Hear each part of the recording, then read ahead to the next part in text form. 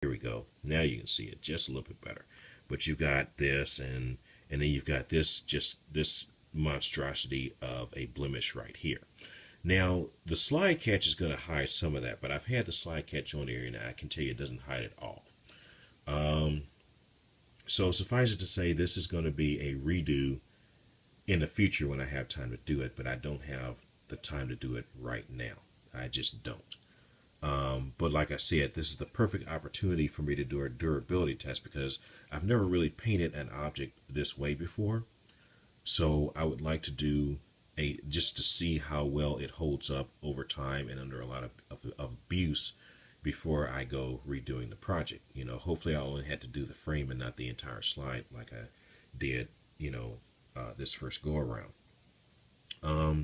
But yeah, there's quite a bit of fitting work that needs to be done.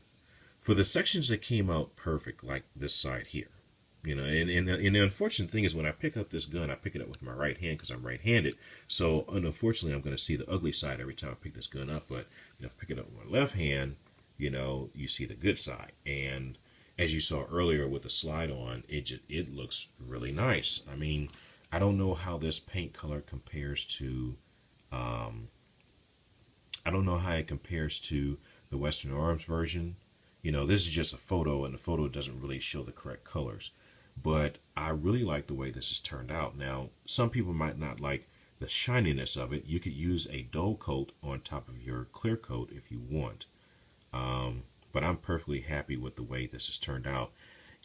I didn't really realize how nice it had turned out, though, until I started reassembling it, and I could compare and contrast the black against the gold. That's when the gold color really stands out. When you just have a gold frame and all you can see is the imperfections on this side, you're really not so sure. But having it together, I really like the way this has turned out.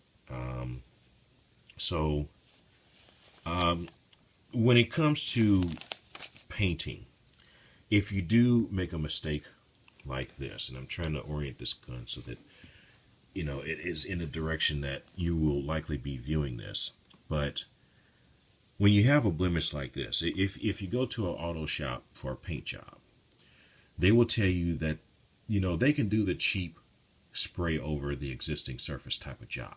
But they will tell you that the way to really, truly professionally do a paint job, even if it's just repairing a paint chip, is going to be to strip down the entire surface of the car that's attached to that area with the chip. So if you got a chip on the door, they're going to strip the entire door down and just repaint it. If you got a chip on the top of the car, then they're going to have to strip down a major part of, they're pretty much going to have to strip down the entire top of the car and repaint it.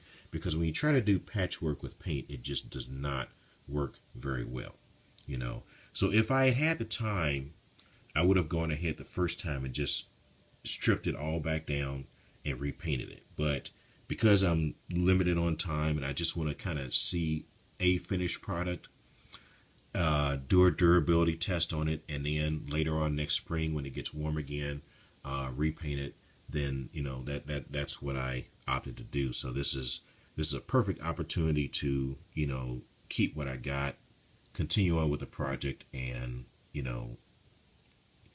learn from the mistakes so that when I paint this gun, hopefully for the final time, then it'll be a very professionally looking product, just like this side is. When you're reattaching the safety, when you reattach the safety, the thumb safeties, you're going to have to do a little bit of work to the thumb safety, because when you paint onto this system here, you add quite a few microns of paint, and those few microns really can make a difference. I'm still trying to get this to where I can operate the thumb safety the way it's supposed to be operated. I can operate it if I push up really hard, but I'm not supposed to push up that hard in order to get this thing working like it should. So, and then as you can see, I kind of chipped off some of the clear coat. Oddly enough, I didn't chip off the paint, which, in previous projects, the paint would have probably come off with it. In this case, I just chipped off like the upper layer of clear coat on that in installing this. So, little touch of paint there, and that should be fine again.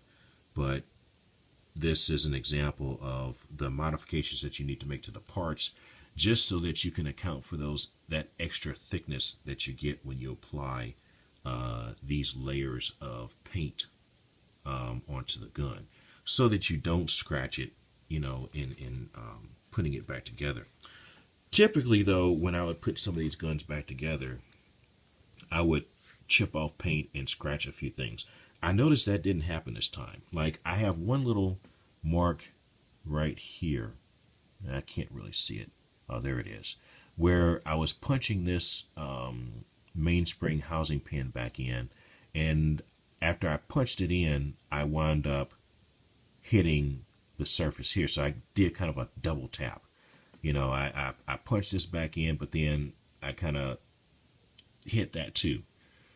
But even then, it didn't go all the way down to the surface of the metal. It just kind of went into the paint. So that's a sign that this is a lot more durable. It's still, it's still not going to guarantee that it'll never chip.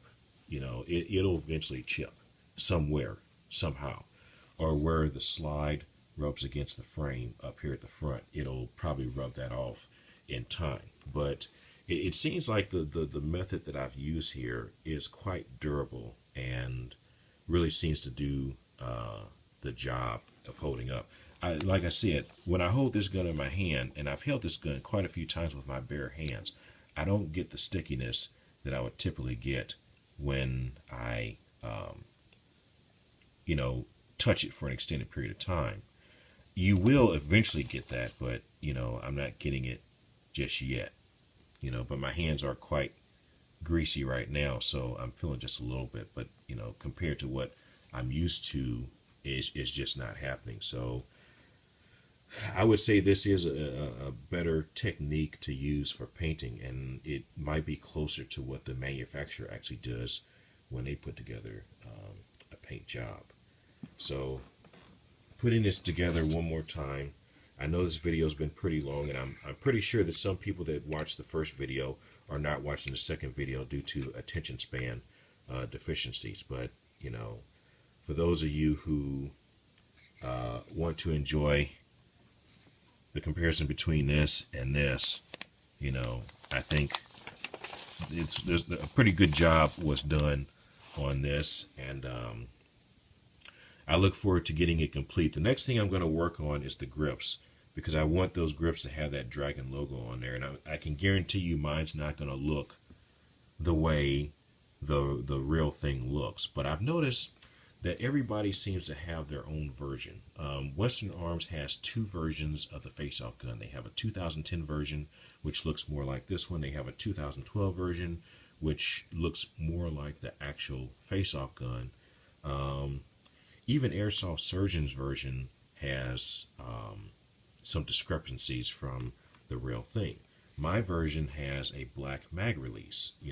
I actually like how that stands out against the I like how it stands out against the gold. I like the trademarks. They really do make a difference. They give a little bit of oomph to the gun, though I'm sure the little stainless steel symbol down here is probably not that accurate.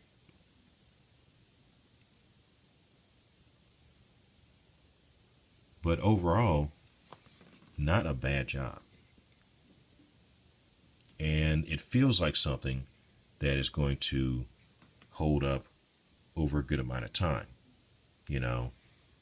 Hell, I might even say, forget, redoing the frame. I'm happy with it the way it is, though I'm not likely to do that, because that really does kind of bother me. But with the whole thing assembled, you kind of ignore the smaller blemish, and you only see it in certain lights.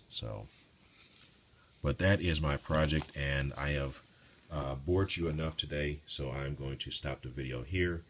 Thanks for watching, if you've even made it this far. And let's see, are there any other lessons that I learned in the process of painting this? I can't really say that there are, but like I said, if you decide to go the route of buying a garter frame, like if you buy an Airsoft Surgeon frame, his frame is probably going to fit perfectly.